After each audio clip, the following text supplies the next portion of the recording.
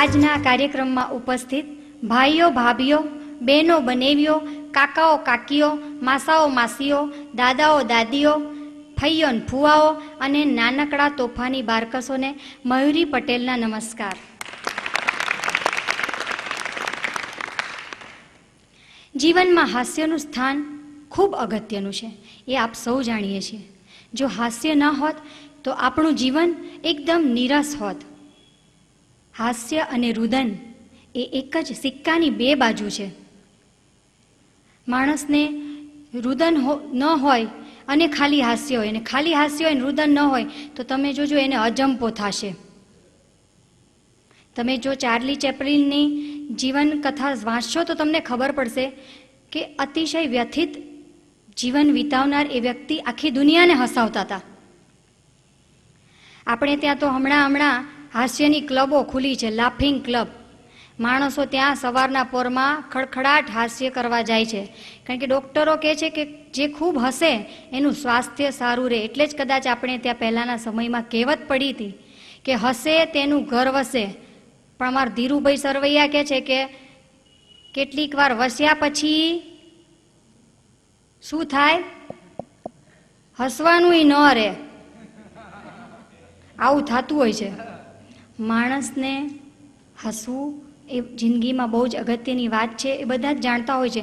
પણ કેટલાક લોકોને તમે જોજો, જ્યારે હસવાનું હોય ને ત્યાં ન હસે, ન હસવાનું હોય ત્યારે હસે. એને ખબર જ નથી પડતી કે ક્યાં હસવું ને ક્યાં ન હસવું. હમણાં અમારે ઓળખીતાની એક વાત કરું. રસ્તામાં મળ્યા, મેં એમને પૂછ્યું કે કેમ છો, તો કે મજામાં. ભાભીની તબિયત, તો કે સરસ છે. છોકરાઓ બધા, તો કે સરસ, બધા ભણે છે. કે મેં કીધું તમારા પિતાજી, તો કે હમણાં જ ગુજરી ગયા. એટલે આ હસીને કહેવાની વાત હતી, પણ એને ખબર નથી. અને બીજા એક ભાઈને ત્યાં એમના પત્નીને ડિલિવરી આવવાની હતી, તો હું ખબર જોવા દવાખાને ગઈ. અને ત્યાં મેં એને પૂછ્યું કે કેમ છે, તબિયત કેવી છે, શું આવ્યું? તો એકદમ ઉદાસ થઈને કે બાબો આવ્યો.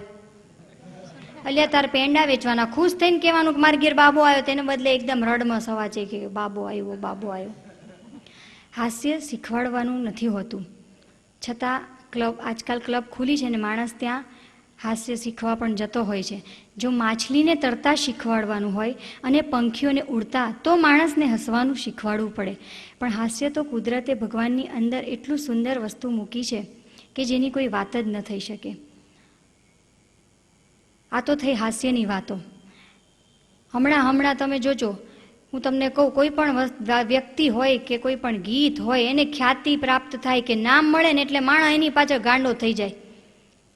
વચ્ચે રાજેશ ખન્ના જબ્બા પહેરતા હતા, તો એ બધાય છોકરાઓ જુવાનિયાઓ બધા એવા જબ્બા, કાકા જેવા જબ્બા પહેરે. હમણાં એવું એક ગીત ફેમસ થઈ ગયું છે, કાંટા લગા. જ્યાં જુઓ ત્યાં કાંટા લગા, કાંટા લગા. તમે બેન્ડ વાજાને વગાડતા જુઓ તો કાંટા લગા જ વાગતું હોય. તમે કોઈની બર્થડે પાર્ટીમાં જાઓ તો એ કાંટા લગા વાગતું હોય. ગમે ત્યાં જાઓ, કાંટા લગા જ કાંટા લગા. પહેલાના સમયમાં ગીતો વાગતા, તમે સાંભળ્યા હશે કે હો રાજ રે વાવડીના પાણી ભરવા ગયા તા, મન કેર કાંટો વાગ્યો, મન કેર કાંટો વાગ્યો. આવા મીઠા ગીતો લખાતા. કારણ કે પહેલાં બહેનો નદી કાંઠે કે કૂએ કે વાવ હોય ત્યાં પાણી ભરવા જાતી, ત્યાં એકબીજાના સુખ દુઃખની વાતો કરતી અને આવા ગીતો ગાતી. હવે તો ક્યાંય કૂવાના કાંઠાય નથી રહ્યા, નદી નહીં, કાંઈ નહીં, ઘરમાં નળ થઈ ગયા. પણ એમાંય પાણી આવે તાર હાચું. સૌરાષ્ટ્રમાં જ્યાં પાણીની તંગી હોય, 2-3 દિવસે એકવાર પાણી આવતું હોય, ત્યાં શું બેનો ગાય, હો રાજ રે નળના પાણી ભરવા ગયા તા, ત્યાં નળ વિયા ગયા તા, મારા બેડા ખાલી રહી ગયા, મારા બેડા ખાલી રહી ગયા. આવું ગાય બેનો.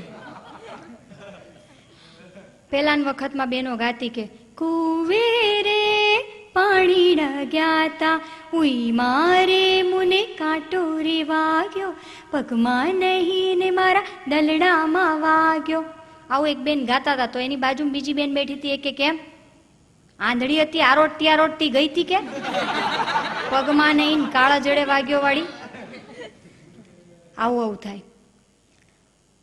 હું તમને કહું, માણસના ઘરમાં નવી નવી વસ્તુ આવે ને એનું ખૂબ ધ્યાન રાખે. ચાહે ફ્રીજ હોય, ટીવી હોય, VCR હોય, કાર હોય, નવી ઘરમાં કોઈ પણ વસ્તુ આવે ને એટલે માણસ એનું એટલું બધું ધ્યાન રાખે. શરૂઆતમાં તો 10 વાર સાફ કરે, પછી 4-6 મહિના પછી જોવાનું એની પર ધૂળના ઢગલા જામે તોય જુએ નહીં. એવું માણસ નવું નવું પરણે ને ત્યારે હોય. શરૂઆતમાં તો પ્રેમિકા ને પ્રેમી કહેતો હોય કે તારા માટે હું આકાશના તારલા તોડી લાવું. પછી દિવસો ઓલીને તારલા બતાવતો થઈ જાય. તો હું તમને કહું, હમણાં અમારે એક ઓળખીતા બેન અમારી ઘેર આવ્યા તો ઉદાસ હતા. મેં કીધું કેમ ભાભી ઉદાસ છો? તો કે જવા દો ને, શું વાત કહું, જ્યારે નવી નવી પરણી ત્યારે તમારા ભાઈ મારું એટલું ધ્યાન રાખતા. મેં કીધું તે હજુય રાખે જ છે ને? તો કે કાંઈ નહીં, હવે કાંઈ એવું બધું ધ્યાન નહીં રાખતા પહેલાના જેવું. તો મેં કીધું કેમ? તો કે શરૂઆતમાં તો અમે બે જ્યારે પરણ્યા નહોતા ને ત્યારે પિક્ચર જોવા જતા, અને પછી પિક્ચરમાંથી બગીચામાં ફરવા જતા. તે બગીચામાં જઈએ ને તો તમારા ભાઈ મને કહેતા કે જોજે હા, ધ્યાન રાખીને ચાલજે, ત્યાં કાંટો પડ્યો છે, તારા પગમાં વાગે નહીં.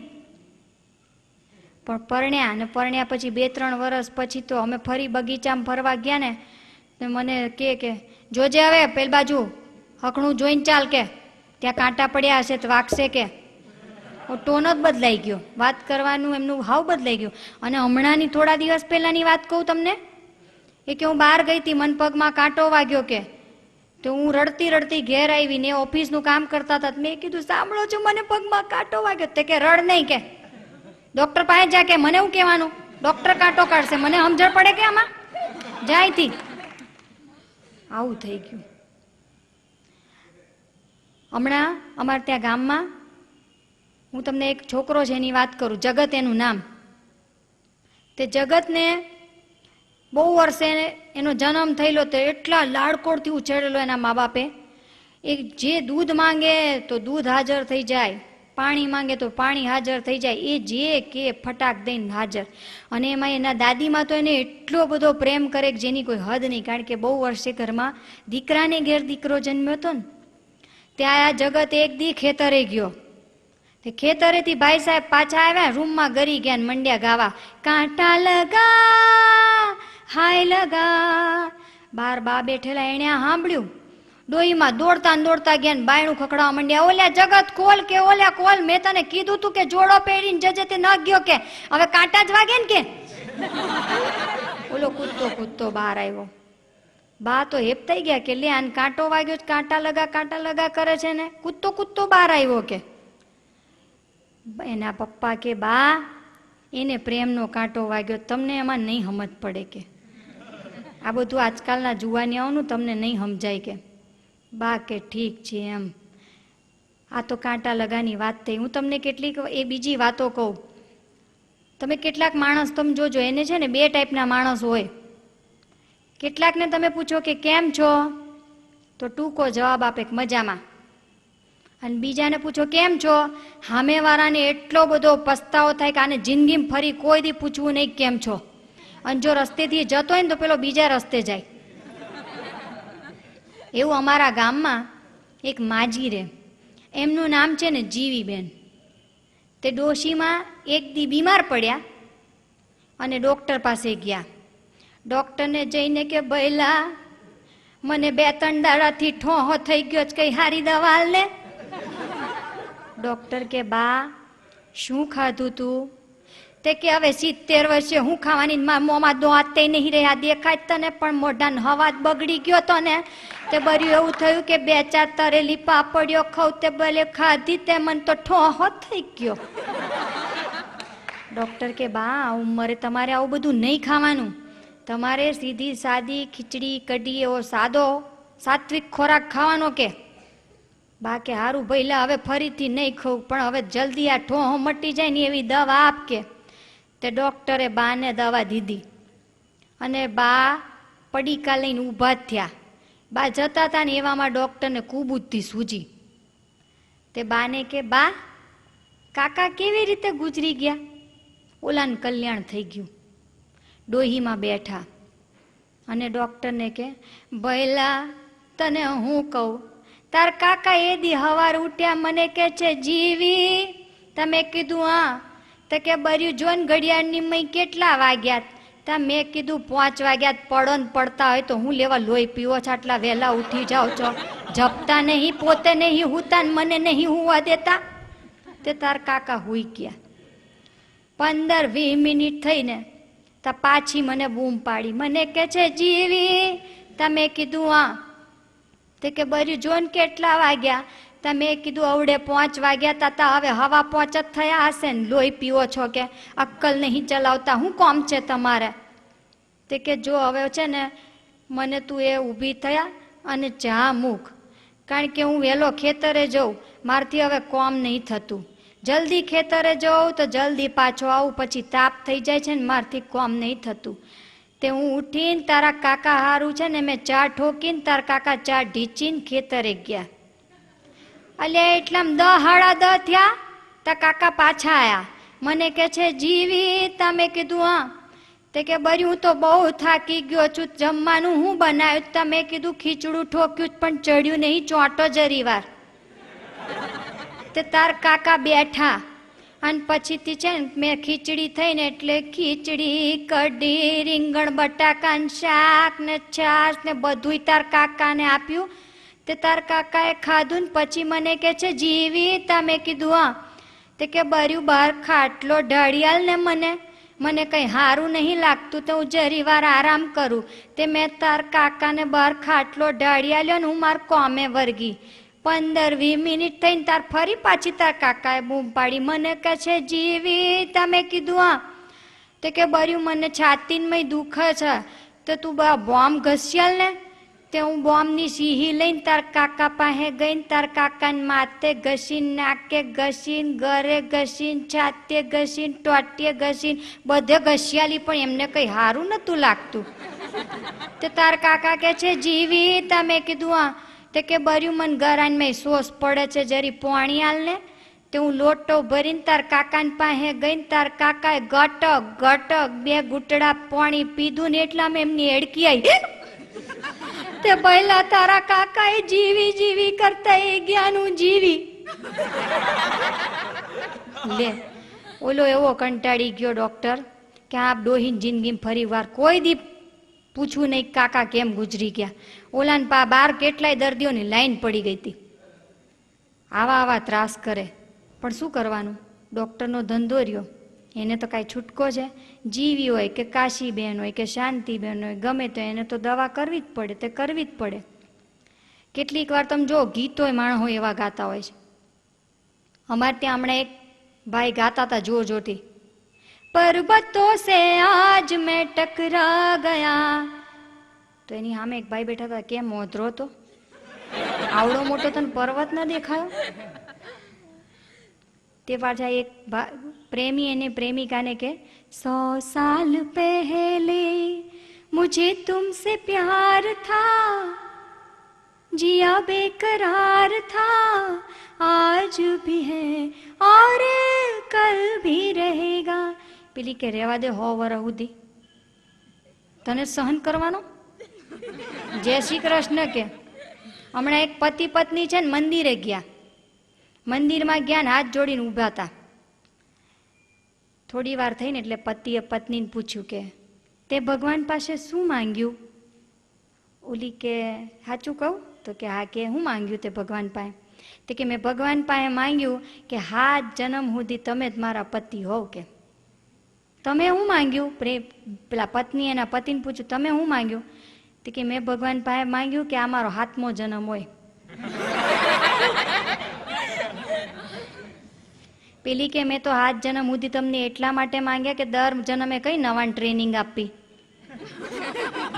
તને સુધારતા સુધારતા કે મને દમ નીકળી જાય છે, તોય તું સુધર્યો નથી.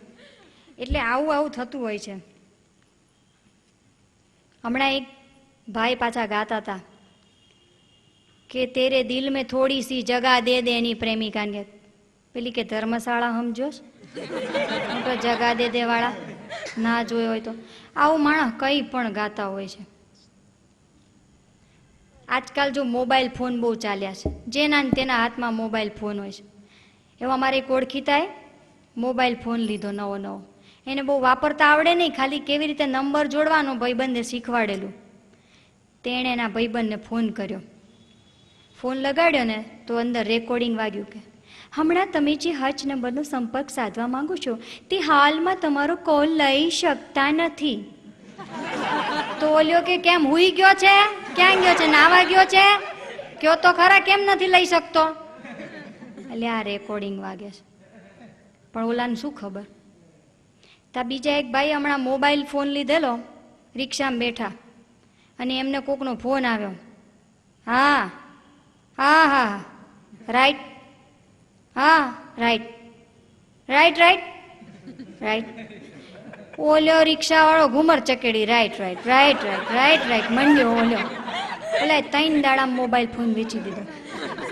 ઓલો એવો કંટારી ગયો કે આ ભારે થયું. કે હમણાં એક હસબન્ડ વાઈફનો ખૂબ મોટો ઝઘડો થયો. 2 જણ એટલું બધું ઝઘડ્યા, બંને પાસે મોબાઈલ. તેમાં પત્નીએ છે ને, એ જરા પત્ની ગુસ્સાવાળા, તો જોરથી મોબાઈલનો ઘા કર્યો, ઓલાને માથે માર્યો. બોલો કે અક્કલ વગરની કે મોબાઈલ કેમ મારે? તો કે ઇનકમિંગ ફ્રી છે. અમારે એક ઓળખીતા બેન, કેટલાક લોકોને છે ને અંગ્રેજી બોલવાનું બહુ અભરખ હોય. તે અમારે એક ઓળખીતા બેન હમણાં ફોરેન ગયેલા. ફોરેન 2-3 મહિના રહ્યા, પછી અહીં પાછા આવ્યા હિન્દુસ્તાન. તે થોડું થોડું ભાંગ્યું તૂટ્યું અંગ્રેજી બોલે.